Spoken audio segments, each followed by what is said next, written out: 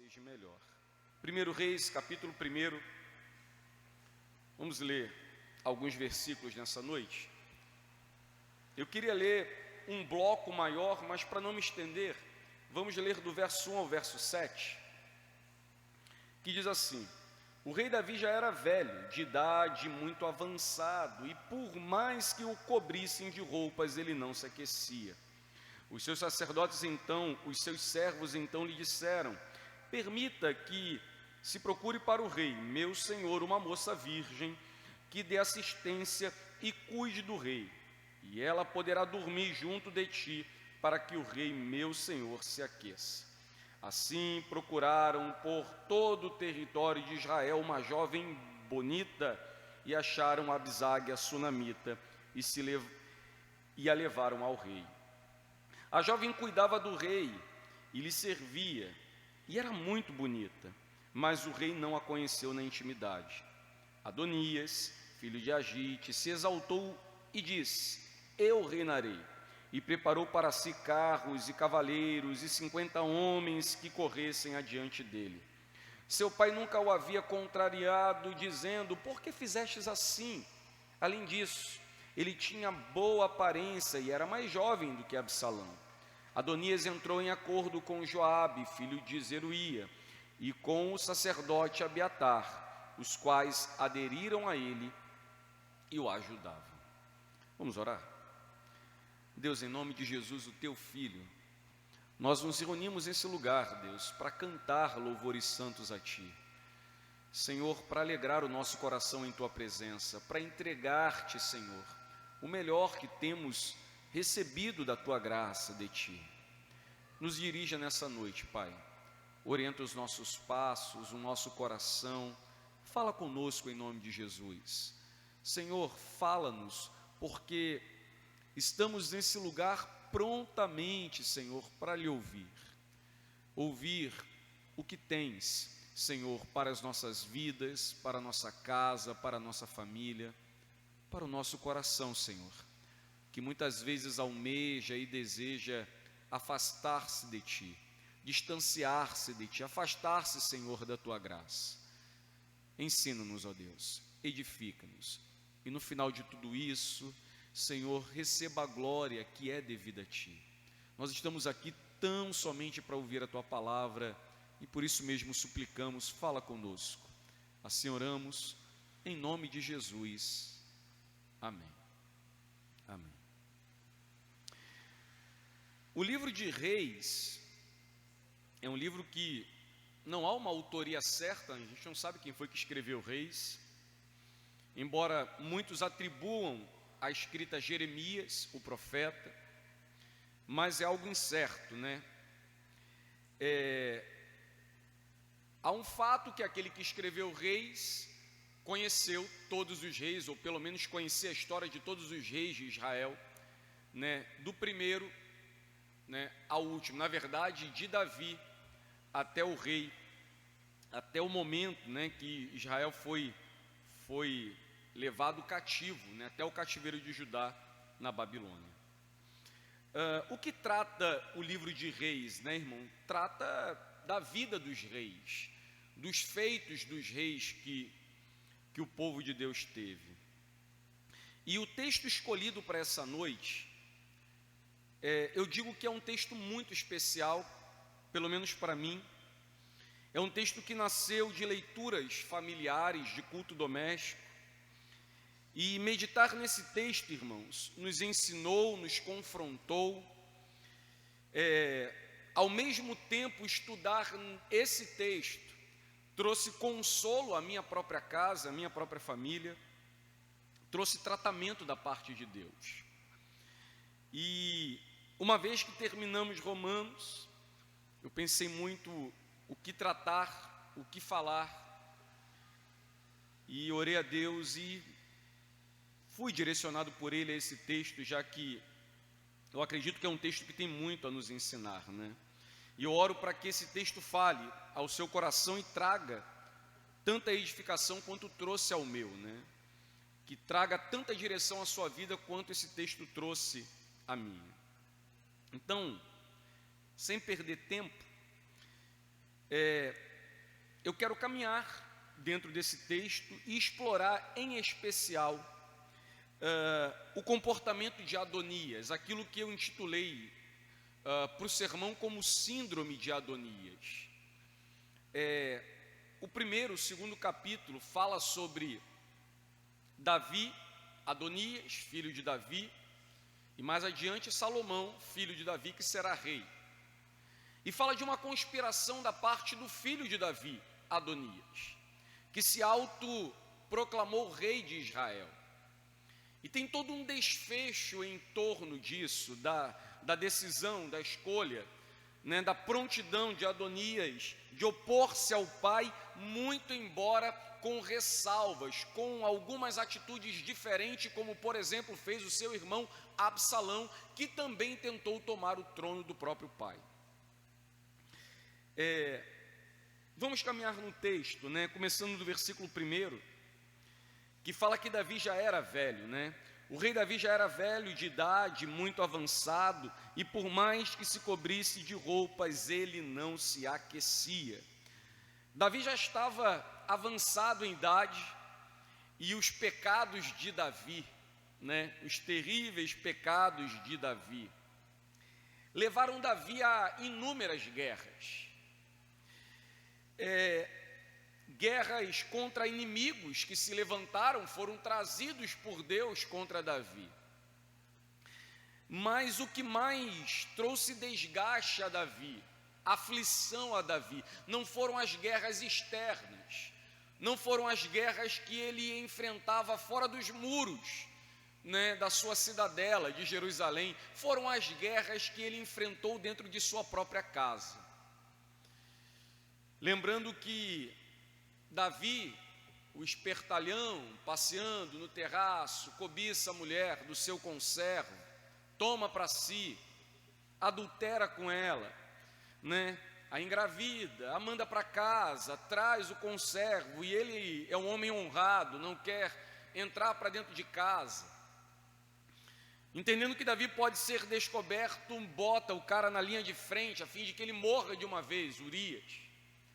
E de que assim ele possa então tomar a mulher para si, que é exatamente a mãe de Salomão, Betseba.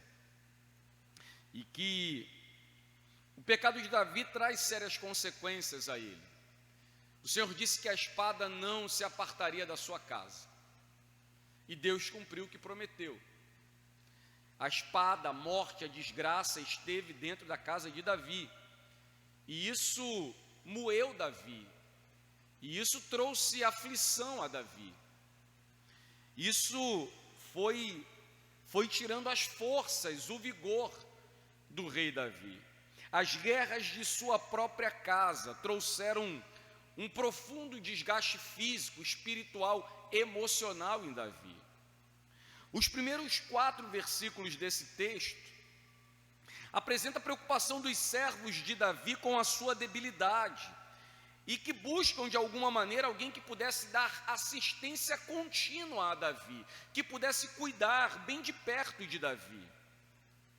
Os requisitos, né, está aí no versículo 2, 3 e 4, para aquela que haveria de servir o rei, tem objetivos claros, né? Eles não querem uma nova esposa para Davi, eles não querem dar Davi uma nova esposa, mais uma esposa. O que eles querem proporcionar a Davi é uma contínua enfermeira, alguém que esteja acompanhando 24 horas Davi, esteja ao lado de Davi o tempo inteiro.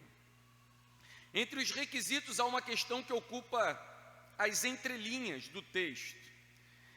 O verso 2 diz o seguinte: os seus servos então lhe disseram: permita que se procure para o rei, meu senhor, uma moça virgem, que dê assistência e cuide do rei.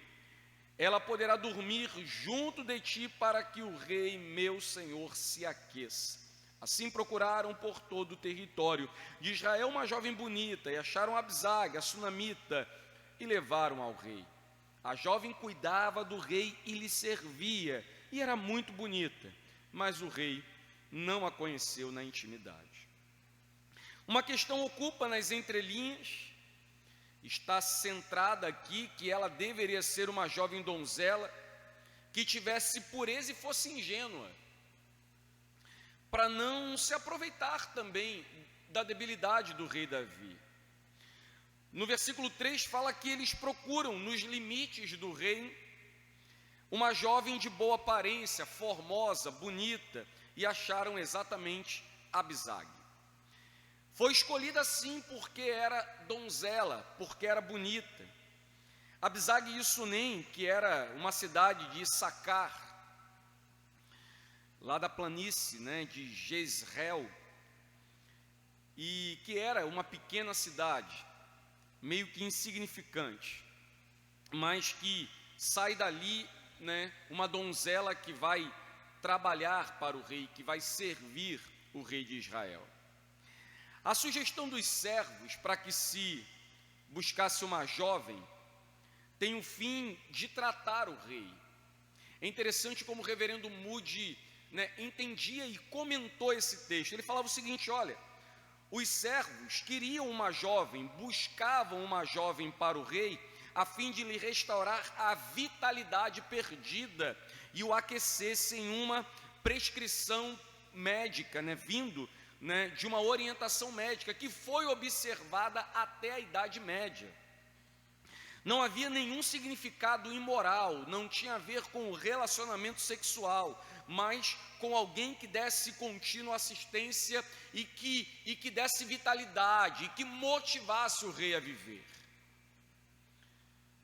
O versículo 4 então relata que essa jovem é achada e ela faz exatamente isso, que era bonita, e que ela trabalha ali dentro como uma enfermeira, junto ao moribundo rei de Israel, o rei Davi. Daqui em diante, a partir do versículo 4, Sunamita sai de cena. Ela não vai aparecer na história até o capítulo 2, quando Adonias vai, esperto, ele vai tramar uma situação e ele vai pedir para sua esposa, exatamente a Sunamita, e será o suficiente para Salomão fazer algo muito interessante com Adonias. Então, Davi está velho, não se sabe se Davi tem condição de continuar reinando. O desfecho do texto mostra que não terá mais, e que possivelmente essa debilidade de Davi faz com que a sua ausência seja sentida pelo povo, e a ausência de Davi dá brecha para que alguém se autoproclame rei, especialmente alguém com características esperadas para um rei, como era o caso de Adonias. Então diz o versículo 5, continuando, o texto que mais nos interessa nessa noite: Adonias, filho de Agite, se exaltou e disse: eu reinarei. E preparou para si carros e cavaleiros e 50 homens que corressem adiante dele. Adonias é o quarto filho de Davi, tão bonito quanto Absalão. Nasceu quando Davi já reinava efetivamente sobre todo Israel, e era filho de Agite, como o próprio texto diz. Adonias era o filho mais velho vivo, já que os seus irmãos haviam morrido, Amon e Absalão. Adonias era, embora tendo presenciado a revolta do seu irmão Absalão, ele parece não ter aprendido com aquilo que viu. Na verdade, parece que Adonias ele tem a mesma disposição de Absalão. Parece que ele toma o exemplo de Absalão, que se opõe ao próprio pai Davi e quer tomar o reino, a custo da vida do próprio pai, cometer um parricídio, matar o próprio pai e tomar o reino. Adonias ele não apresenta nenhuma oposição direta a Davi. Ele não apresenta nenhuma oposição direta a seu pai, como fez o seu irmão Absalão. Mas no coração de Adonias há o mesmo ímpeto que havia no coração de Absalão: reinar sobre o povo, reinar sobre Israel. Ele queria tomar o reinado, ele queria ser rei, como seu irmão Absalão. Parece que ele tem uma autoestima muito alta. Ele trama, ele tem um outro caminho, ele projetou uma outra via para se tornar rei de Israel. Ele não pensa que a via direta é aquela via que levou seu irmão à morte, Absalão. A via é uma via da negociação, é uma via da aclamação, é a via da aceitação popular, é a via onde você toma pessoas e começa a construir uma reputação carismática. Ele carrega aspectos valorosos para isso. Embora, como eu disse, ele não tenha se revoltado contra o pai, como fez Absalão, ele planeja também tomar o reino em uma jogada ultra estratégica. Como nós já vimos aqui do primeiro ao quarto versículo, Davi está velho, e é possível que seus filhos, o próprio Adonias, o próprio Salomão, já não tivessem acesso ao rei Davi. É possível que os filhos de Davi já não vissem o pai por um tempo. É possível que durante um tempo não há nenhum edito real, o rei já não apareça, o rei já não anuncie ou proclame algo aos súditos, ao reino. E certamente os filhos assim não tinham um conhecimento da condição física e mental do pai. Adonias pensa que pode se apropriar do reino de forma presuntiva. Ele pensa que pode tomar o reino, que pode se fazer rei por presunção, uma vez que o pai não se manifesta, que não se tem um conhecimento, que o rei parece estar completamente entregue à velhice e caminhando para a morte. Sendo ele o filho mais velho vivo, eu sou rei. Sendo eu o filho mais velho em atividade, tenho então a primogenitura. Então, por presunção, pensa ele poder se autoproclamar rei. E pensa ele que tem direito ao reinado. Há uma questão interessante nesse versículo 5, que Adonias ele não toma conselho, ele não escuta ninguém, ele não vai a ninguém. Parece que num estalo ele fala o seguinte: eu reinarei. Ele se exalta, ele se coloca na posição de rei. Saul, por mais que não tivesse sido um rei segundo o coração de Deus, foi um rei chamado pelo Senhor. Davi, o rei segundo o coração de Deus, foi um rei chamado pelo Senhor. Adonias, diferente de tudo isso, ele se exalta e se autoproclama, não diferente do que fez o seu irmão Absalão, rei sobre Israel. Ele diz então: eu reinarei, e não considera qualquer outra pessoa, não considera qualquer outra situação. Ele está movido pelo desejo de dominar e reinar Israel, sobre Israel. Ou seja, Adonias ele não procura conselhos que pudessem ser proveitosos para a sua vida. Adonias não consulta os sábios, ele faz exatamente o contrário, aquilo que Provérbios 15, 22 vai dizer: onde não existe conselho, fracassam os planos. Mas, com a cooperação de muitos conselheiros, há grande êxito. Ele não toma conselho de ninguém, ele não vai aos sábios, ele não vai aos entendidos, ele não toma os anciãos, ele não toma os profetas. Por exemplo, ele não vai a Natã, que ainda assim é alguém que está muito próximo de Davi e que tem acesso ao rei Davi. O versículo 5 diz que ele preparou para si carros e cavaleiros e 50 homens que corressem adiante dele. A atitude de Adonias, irmãos, é muito significativa. Carrega uma má intenção, uma disposição mal do coração. Adonias trama toda uma narrativa para ocupar o reino. para tomar o reinado de seu pai. E, diferente de Absalão, ele não faz isso publicamente. Diferente de Absalão, ele não faz isso para que todo mundo veja, pelo menos não no primeiro momento. Há toda uma estratégia tomada. Na verdade, ele vai a pessoas que possam lhe prestar apoio e que eram, de alguma maneira, significativas no reino. Pessoas que, de alguma maneira, tinham certa proximidade de Davi, o rei. Pessoas que, de alguma maneira, tinham certa proximidade, aqui eu boto aspas, de Deus. Ele vai procurar pessoas que possam legitimar a sua atitude. Ele vai procurar pessoas que possam dar garantias do que ele está fazendo, que possa, diante do povo, autenticar que ele é rei. Então ele toma para si carros e cavalos. E ele contrata 50 homens para que o acompanhassem. Deixa eu botar aqui, pode ser. E ele chama para si 50 homens que possam estar ao lado dele. E coloca na sua frente esses homens gritando o seu nome como rei. É quase que um comício político, né? Mas há uma questão ainda mais interessante aqui.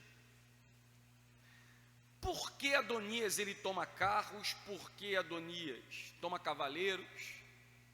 Por que ele toma 50 homens para colocar na sua frente e gritar o seu nome? Em primeiro lugar, Adonias ele quer conquistar a aprovação popular. Ele quer algo a mais. Ele exige algo a mais. Adonias está buscando conquistar a confiança por meio da carisma, buscando a confiança, exatamente por meio da questão afetiva, da relação das pessoas que proclamam e que reconhecem que ele é rei. Ele quer aprovação das pessoas pela boca daqueles que ele contratou, que o precedem, que estão antes dele anunciando quem ele é. Se tem 50 pessoas dizendo que é bom, se tem pessoas dizendo que é verdade, se há pessoas dizendo que ele é rei, se há pessoas na rua, nas esquinas, nas vielas, gritando algo assim ou algo assado, há um número de pessoas que passam a acreditar e nem sequer avaliam se aquilo que estão ouvindo é mentira ou verdade. Eles vão simplesmente abraçar aquilo que estão ouvindo e não vão considerar as coisas que estão ao redor.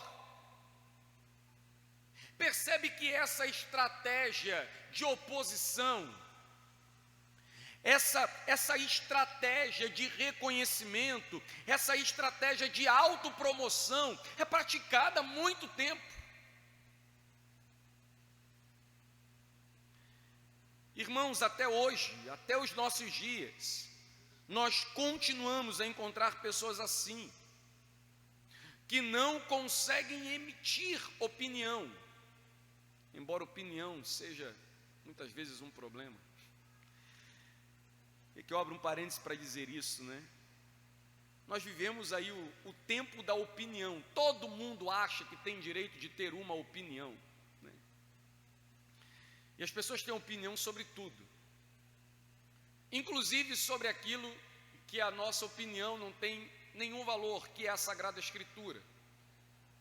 Então nós vivemos um tempo completamente de valores relativos, de valores completamente relativos, porque o que dá significado, o que é importante é a opinião que as pessoas têm sobre o culto, a opinião que as pessoas têm sobre adoração, a opinião que as pessoas têm sobre pregação, a opinião que as pessoas têm sobre relacionamento, a opinião que as pessoas têm de alguma coisa. E muitas vezes falando asneira, falando coisas absurdas, fazendo coisas completamente contrárias à verdade. Elas vão se defender dizendo: eu tenho o direito de ter uma opinião. Ou se defenderão daquela outra forma, dizendo: olha, você não me dá o direito de ter opinião.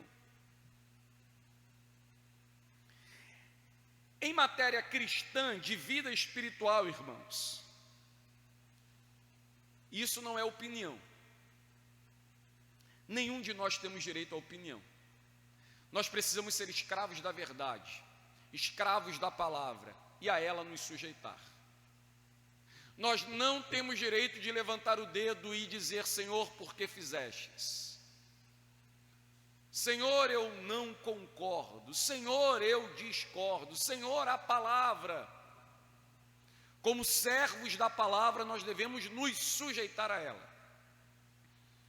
E pouco importa a opinião que temos acerca dela, acerca do que ela nos ensina. Deus é Deus, a sua palavra é a sua palavra, independente da opinião que queremos proferir, professar acerca dele. Mas enfim, nós vivemos um tempo onde as pessoas não conseguem concatenar ideias, as pessoas não conseguem, voltar-se para a verdade ou simplesmente pesar aquilo que recebem, aquilo que escutam.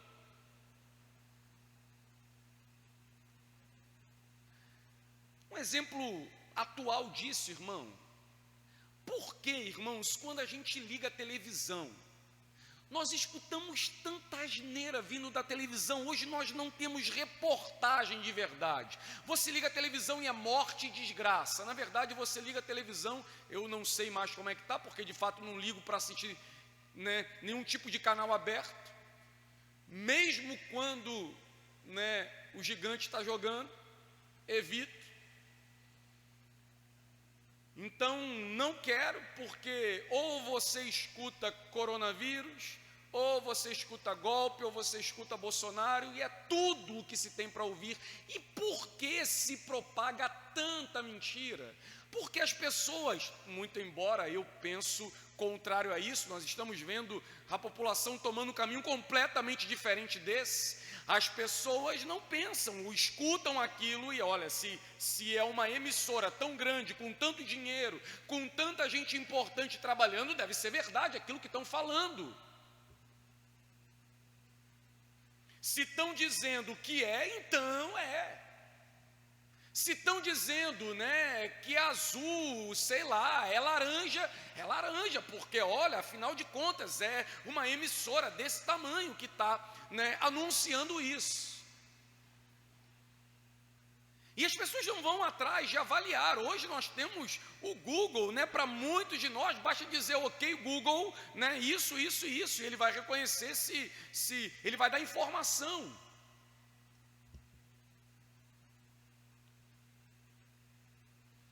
Até hoje as pessoas não avaliam aquilo que escutam. Então, Adonias, como muitos do nosso tempo, ele pega 50 homens, bota na frente, imagine 50 homens em uma cidade do tamanho de Jerusalém, irmão.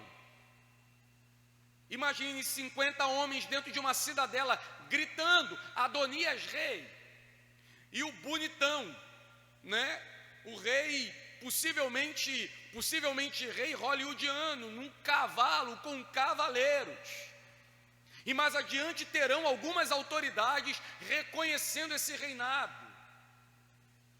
Tem gente batendo palma, brincando, cantando. Pessoas vão se juntar ao rei Adonias e vão comer e beber com ele, reconhecendo ele rei. No meio daquilo ali, ninguém procura o profeta Natã. Espera aí. Cadê Natã? Cadê Zadok, o sumo sacerdote? Calma aí. Como assim? Cadê Salomão? Embora alguns dos irmãos de Adonias estavam no meio, o que ainda parece legitimar ainda mais o que ele está fazendo. Então as pessoas continuam sem considerar o que escutam. Elas não conseguem avaliar os fatos, não conseguem concatenar ideias, não conseguem avaliar a situação que está diante delas. Simplesmente são movidas por opinião, carisma, afetividade. Irmão, nada pode contra a verdade, nada. Por melhor que seja o plano, por melhor que seja a narrativa, por melhor que seja a construção, né? Por mais que tenham mentes brilhantes arquitetando algo, nada pode contra a verdade. E a verdade e a realidade se confundem, se misturam. Quando, há um tempo atrás, eu fui despertado para algumas questões filosóficas, entre as questões que eu fui despertado, quando me foi ensinado a filosofar, como é que se faz filosofia? Filosofia se faz olhando para a realidade. Os melhores filósofos são aqueles que conseguem ler a realidade, que conseguem entender o que está acontecendo, que conseguem ler os fatos, que conseguem ler os acontecimentos, que conseguem compreender o que está diante deles. E eles não precisam de ser médiuns, falsos profetas, sequer para prever o futuro. Jesus disse que pelos frutos conhecereis. Boa árvore produz bons frutos. Árvores ruins produz frutos à sua altura. É uma expressão que eu carrego, irmãos, as pessoas só dão aquilo que têm. A questão é que, como Adonias, por um tempo, elas conseguem maquiar e dissimular e transmitir algo que é contrário àquilo que realmente eles têm ou são. Esse homem que está num carro, com cavaleiros, lá vestido a caráter, com 50 homens na frente, com a apreciação de sacerdote, de chefe do exército, de Davi, ele é um covarde, e lá na frente, ele vai reconhecer a sua covardia frente ao povo, porque o que ele está fazendo é contrário à verdade. Mas o que temos aqui é alguém estrategista, que sabe o que fazer. Ele se exaltou, eu reinarei, e prepara para si carros e cavaleiros, 50 homens que correm adiante dele e gritam e proclamam rei. E aí o versículo 6 diz, faz um resumo porque Adonias é assim. E essa daqui, irmãos, é uma lição maravilhosa para nós pais. Seu pai nunca o havia contrariado, dizendo, por que fizestes assim? Além disso, ele tinha boa aparência e era mais jovem do que Absalão. O versículo 6 explica de maneira sucinta, né, porque Adonias tem esse comportamento. A palavra usada para contrariado ou contrariar, Adonias nunca foi contrariado, é yatsab, que quer dizer ferir, doer, magoar, causar descontentamento, aborrecer. A segunda forma de utilizar essa mesma palavra é moldar, formar. É como que o oleiro trabalhando sobre o barro. Essa é a forma como normalmente a palavra é utilizada. E o texto fala que o seu pai nunca fez isso. Seu pai não o moldou, seu pai não o formou, seu pai não trabalhou sobre ele, o seu pai não deu forma de homem a Adonias. Ô irmão, isso é muito interessante, porque Davi adiante vai fazer Salomão rei, e o primeiro conselho, e é o mais sublime conselho, que Davi vai dar a Salomão é o seguinte: Salomão, seja homem. Seja homem. E aí depois vão vir outros conselhos maravilhosos, como temer ao Senhor, né? Que claro, é o maior de todos. Mas o que diz respeito ao que foi Adonias, ao que foi Absalão, Davi vai dizer para Salomão: seja homem. Mas aqui, Davi diz a Salomão, aqui Adonias nunca foi contrariado, agindo, procedendo de tal forma, fazendo tal coisa. Seu pai nunca o olhou no olho e disse, por que você fez isso? Por que você procedeu dessa maneira? O pai dele nunca o confrontou com a verdade. Na verdade, ele nunca foi moído, ferido, nunca foi aborrecido. Parece que ele gozou de algum privilégio, possivelmente dada a distância, a ocupação do seu pai.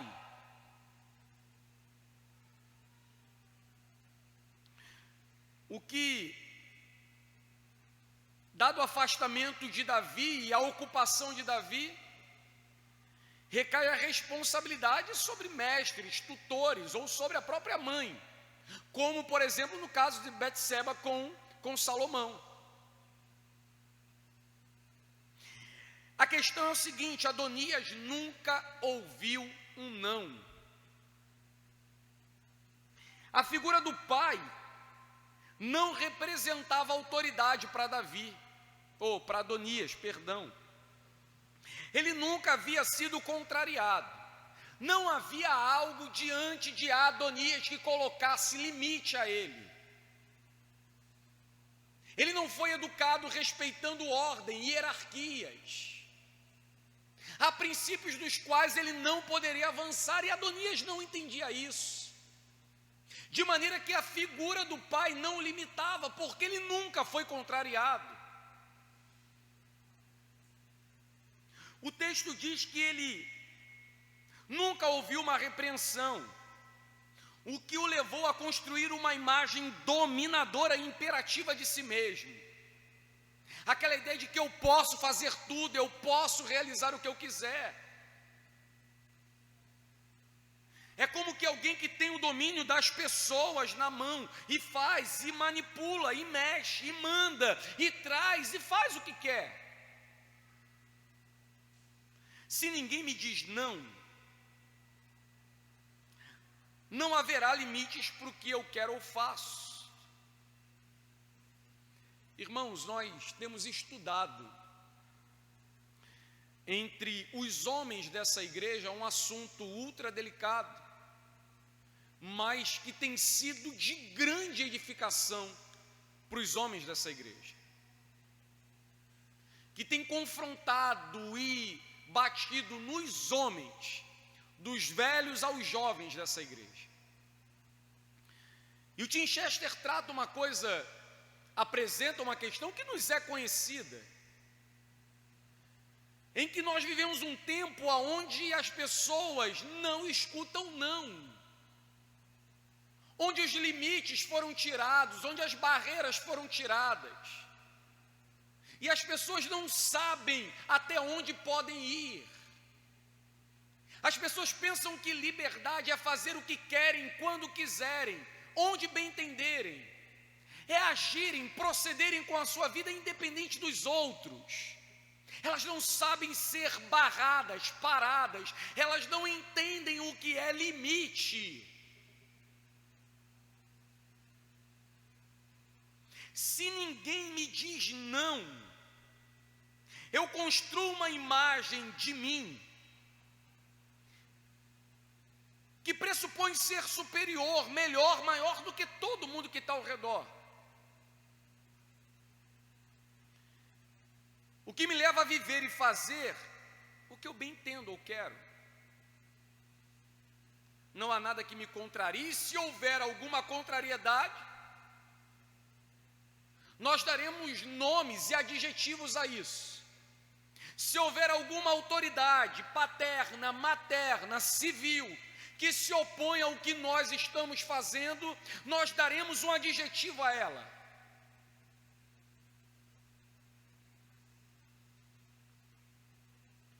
Quando não há contrariedade, quando não há nada maior ou mais forte, que me coloque respeito, eu passo por cima de todo mundo. Vamos pensar aqui um pouquinho. Vamos voltar ao livro de Gênesis, ao primeiro livro da Bíblia. E vamos lembrar que naquele dia bonito, onde Eva saiu e parece que passou perto de algum lugar e tinha uma serpente ali, faladora, que queria bater um papo, hilário, né? E Eva, opa, tudo bom, tudo bem, está passando por aqui, tô. E começam, né, a trocar mensagem de WhatsApp. E você, como é que está aí? Tudo bem, pai? E essa árvore aí? Né, essa a gente não pode comer nem tocar. E a proposta é o seguinte: se você comer, você vai ser como Deus, conhecedora do bem e do mal.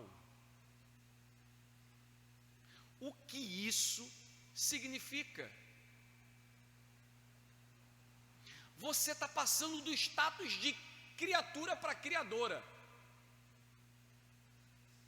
Você está tirando aquilo que te limita. Você está tirando o olho que tudo vê de cima de você.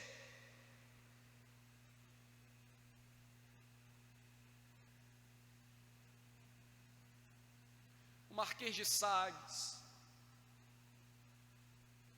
que o Rushduni ele apresenta como o pai da imoralidade, da perversidade moderna, Nietzsche, Sartre,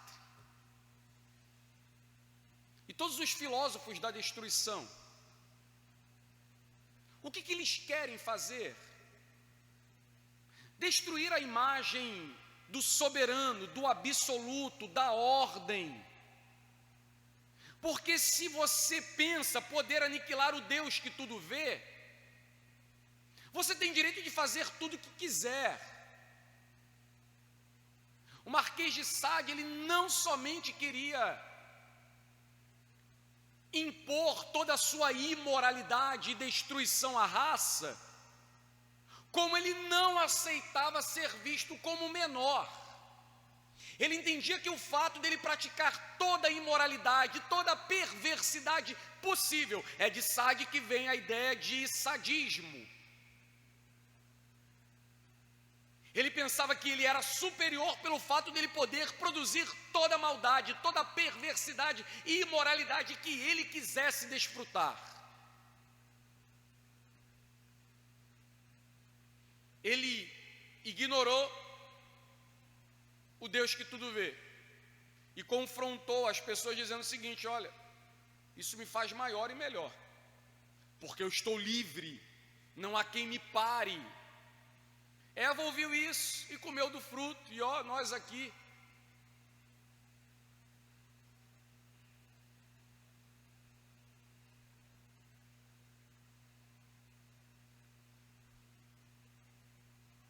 Se ninguém me diz não, não há limites para o que eu quero ou faço. Eu vou fazer, eu vou viver, eu vou buscar, eu vou praticar o que eu quiser buscar ou praticar.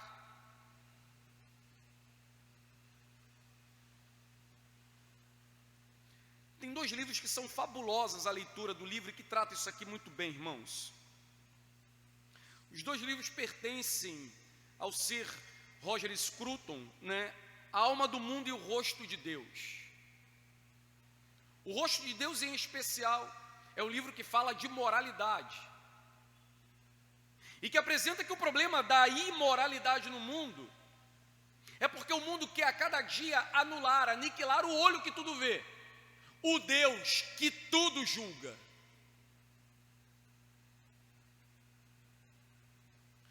Pessoas criadas, irmão, que construíram uma personalidade amparada nas próprias vontades, tendem a fazer tudo para ter seus caprichos cumpridos.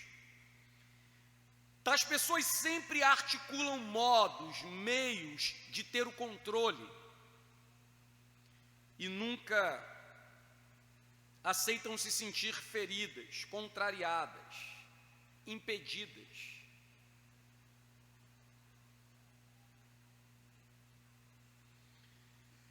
Isso é o que a gente dá nome de personalidade narcisista, amante de si, que ama a si mais do que qualquer outra coisa, que vive em busca de controle e poder absoluto. Adonias é um homem que sabe tramar, que sabe arquitetar planos, que parece ter pensado em cada passo que daria para conquistar o trono.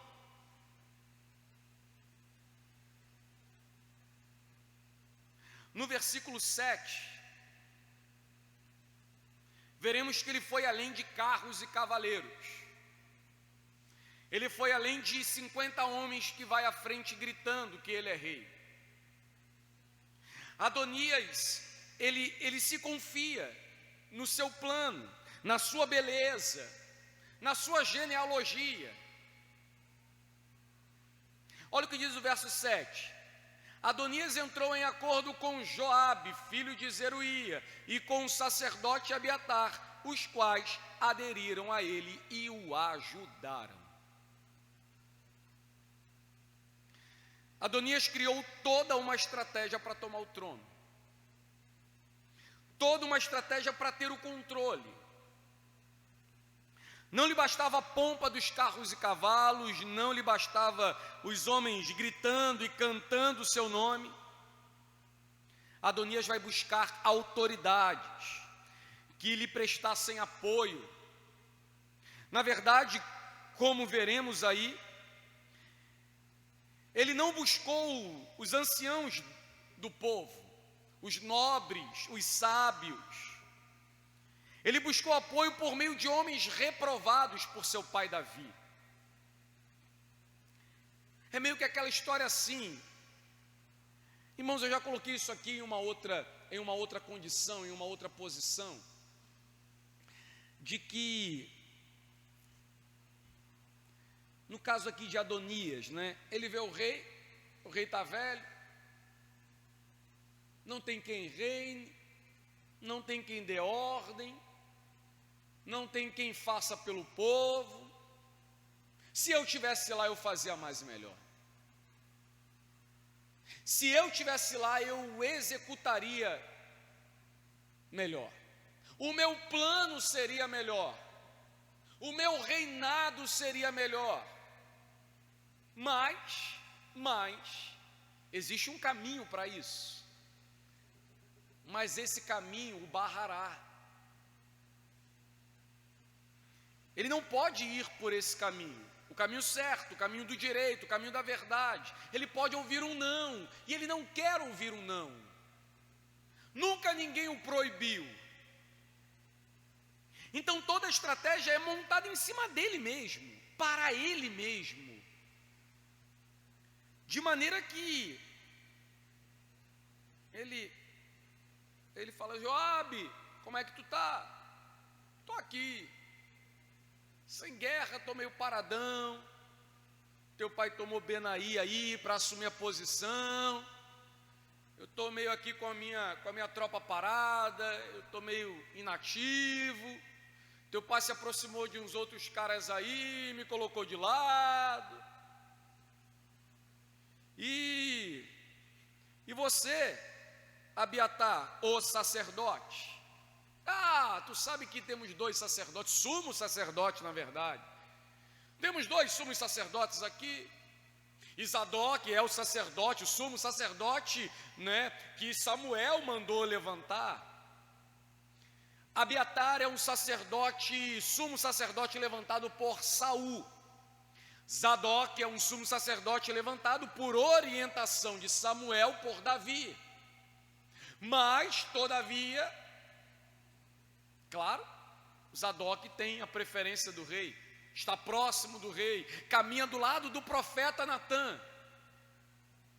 Então ele pega 2 pessoas que se acham excluídas, diminuídas, que foram trocadas, mas que perante o rei é um sumo sacerdote e um chefe do exército. Joabe ainda tem uma particularidade, ele é sobrinho de Davi, já que ele é filho da meia-irmã de Davi.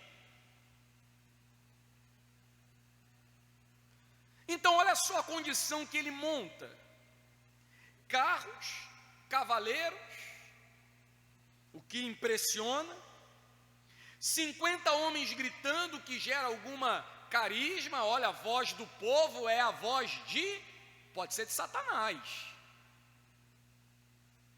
A voz de Deus nós ouvimos na Sagrada Escritura. Aqui Deus fala através da Santa Palavra.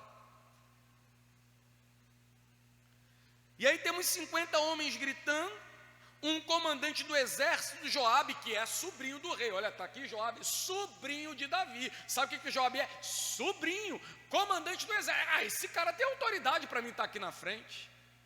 Está do meu lado, tirando foto aqui, ó, dedinho da vitória. E tem um sumo sacerdote, alguém para jogar água benta, alguém, né, para abençoar, alguém para aprovar, alguém para dizer, olha, é de Deus aí, ó. Isso quer dizer que Adonias tem elementos que supostamente dão autenticidade à sua versão da história. Elementos que dão autoridade à sua narrativa. 3 níveis de autoridade acompanham Adonias. A genealogia, ele é filho de Davi. E tem a questão da primogenitura, os primogênitos morreram, está ele ali que ocupou o lugar. Tem a autoridade militar, Joabe, sobrinho de Davi, chefe do exército. E a autoridade religiosa, o sumo sacerdote Abiatar.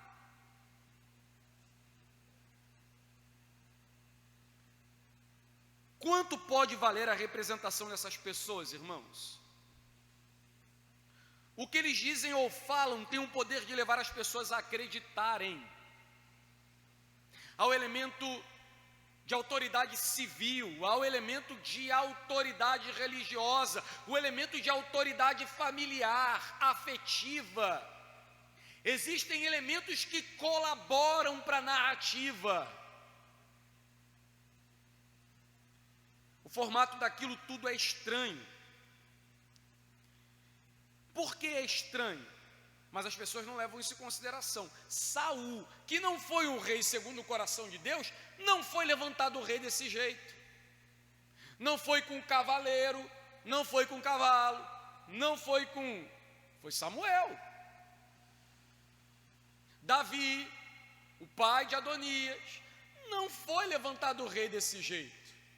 E Salomão não será ungido rei da forma de Adonias. O formato daquilo era estranho, mas parece que ninguém vai levar isso em consideração, irmão. A forma como eles foram ungidos, elevados a rei, é completamente diferente como Adonias quer se fazer. Esse não era o proceder, mas as autoridades estão do lado, né? Você confronta, não é assim que um cristão procede, não é assim que um cristão deve agir, não é assim que um cristão vive, não é assim que um cristão, né, se relaciona, não é assim que os frutos aparecem. Tendo uma autoridade que legitime, as pessoas desconsideram a Escritura, desconsideram a palavra. Tendo uma palavra, alguém que grite, que diga, eis que te digo, eis que te falo, vai duvidar do que eu estou falando, porque é Deus falando, aí pronto, aí, não, irmão, a gente duvida daquilo que não vem da Sagrada Escritura. Nós não somos um povo que acredita em tudo aquilo que nos fala, senão antes comparado com a Sagrada Escritura. Nós somos um povo que, embora sentamos nesse lugar durante 2 horas para ouvir uma longa exposição de 1 hora sobre um texto, a gente não sai daqui aplaudindo e balançando a cabeça, a gente volta para casa ruminando, mastigando aquilo que recebemos e comparamos com a Sagrada Escritura, de modo que, se isso é testificado pela Sagrada Escritura, nós vivemos.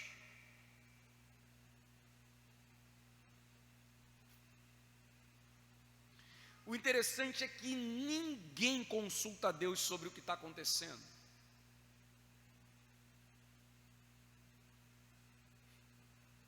Na verdade, a gente está num tempo assim que as pessoas falam, não, orei.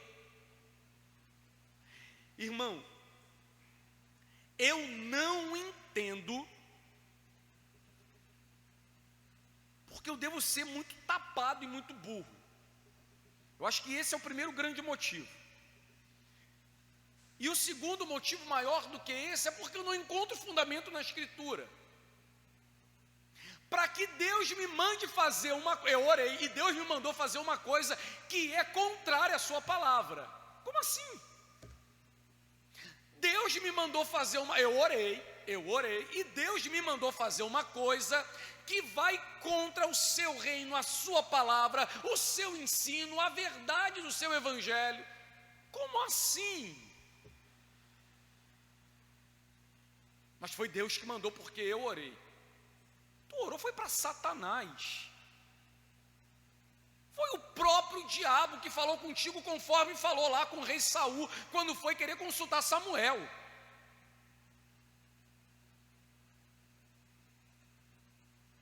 Deus não é Deus de confusão. Ou Deus fala por meio da palavra, ou todo mundo se cala. E quando Ele fala, o mundo deve se calar.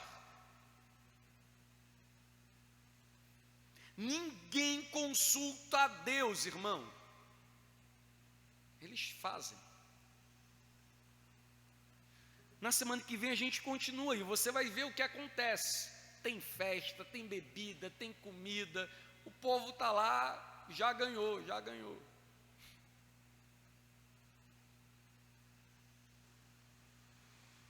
Conclusão. Eu quero apresentar aqui 4 aplicações para esse texto aqui, que normalmente podem passar despercebidas. A primeira delas diz respeito à beleza de Adonias, da qual ele se fiava, se confiava. E a Escritura, em Provérbios 31:30, fala o seguinte: enganosa é a graça, e vã é a formosura.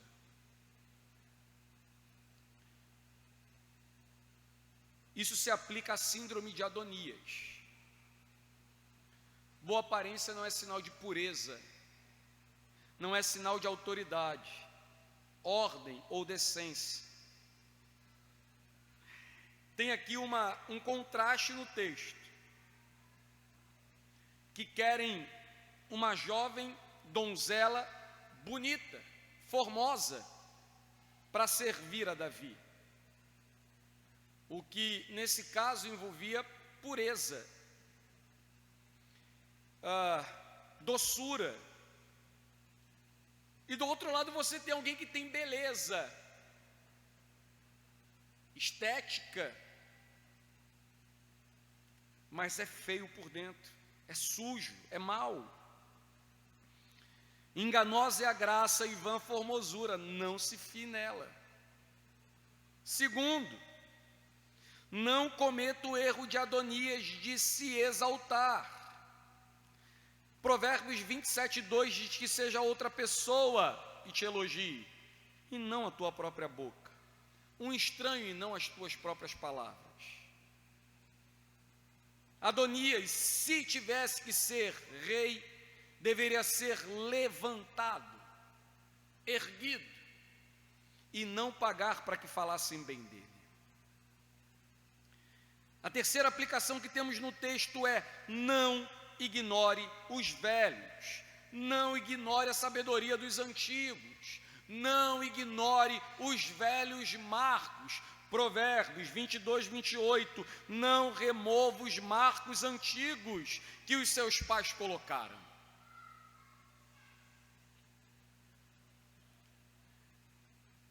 Adonias queria desapossar o seu próprio pai, sem considerar o proceder, a forma, o modo, a ordem, destruindo os alicerces antigos. E quarta e última aplicação, escute essa, irmão. Não fale do que você não sabe. Não se junte com quem sabe menos do que você. Não se una a quem não faz o bem. Não abrace causas que você desconhece. Não abrace causas das quais você não conhece nem a origem, nem o fim, o objetivo dela.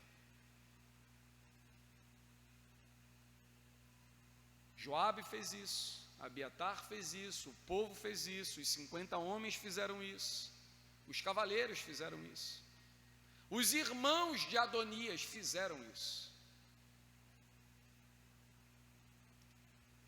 Que Cristo aplique essa palavra ao nosso coração, irmãos, e cresçamos para a glória de Deus. Vamos orar? Curva sua cabeça. Deus, em nome de Jesus, o teu Filho, obrigado por tua palavra, Pai, e que ela caia em terra fértil e produza frutos para o teu louvor somente. Que os males, os engates, os problemas, aquilo que nos aprisiona, que nos amarra, que nos afasta de Ti, Senhor, seja lançado, Senhor, para longe, e que o nosso coração se renda, se torne cativo à Tua vontade e ao Teu querer. Que nós venhamos a nos render a Ti, a ouvir a Tua voz, a obedecer-te, Deus. Faz isso sobre o Teu povo, faz isso sobre a Tua igreja. Que não sejamos levados como vento de doutrina, movidos de um lado para o outro, mas que sejamos firmes em Tua presença, firmes diante de Ti. Por isso nós oramos, Deus, e a Te agradecemos, em nome de Jesus, o Teu Filho.